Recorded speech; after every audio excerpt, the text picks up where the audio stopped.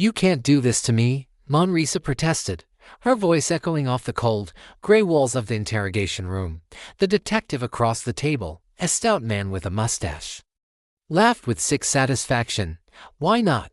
The detective replied, casually flipping through a file. Because I'm going to punish you. The detective stood and hit Monrisa hard. Then he returned to his seat. You have a rap sheet longer than the Nile, kid. Countless scandals and resisting arrest. And now, a grand theft auto charge. So tell me, how did you end up here? Monrisa felt the heat rise in her face, her heart pounding in her chest. The truth was a double-edged sword that could either set her free or bury her deeper in this hellhole.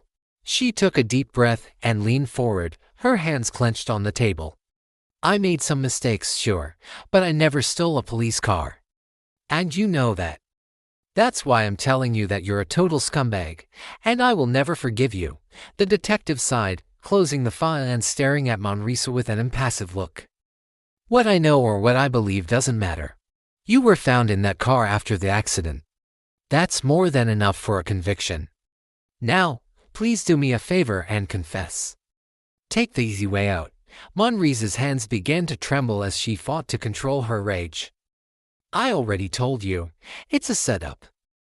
I was unconscious when I was put in that crashed car, so you're telling me it was a case of being in the wrong place at the wrong time. The detective sneered mockingly. Who put you in the car?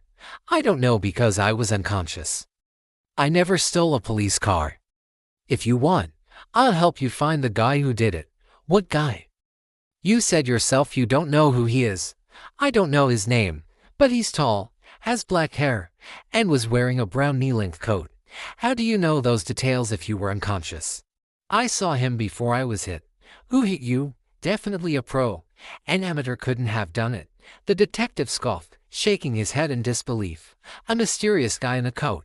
That's funny, kid, because there's a witness who says he saw you get into that police car and drive off. Let's go down to the cellar. Almost 4 years later, Monrisa got out. First, she looked for the detective who had arrested her without evidence. The one who framed her for crimes she didn't commit. The detective who stole 4 years of her life because his badge told him to. How are you doing, detective? How's the family? Monrisa asked with an ironic smirk. I see you have a nice new car. You're doing well. The detective looked at her cautiously. Listen, I had to do my job. I was forced to. You sent me to prison and to a mental institution, knowing I was innocent. Now I'm sending you to retirement. You'll be left with your thoughts, and you'll remember me for the rest of your miserable life. A scream is heard. It's not Monrisa's scream. It's the scream of his conscience. Is the glass half full or half empty? Who is the monster?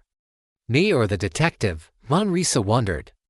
Monrisa found the lying witness who testified against her on the street. He was a homeless man. Hey there, Monrisa said, shaking him lightly to get his attention. You don't have anything to steal from me. Do you know me? Monrisa asked him. I've never seen you in my life. Here's some money, Monrisa said, giving him a wad of bills. What's this for? Because I'm a good girl, and for the forgiveness of sins.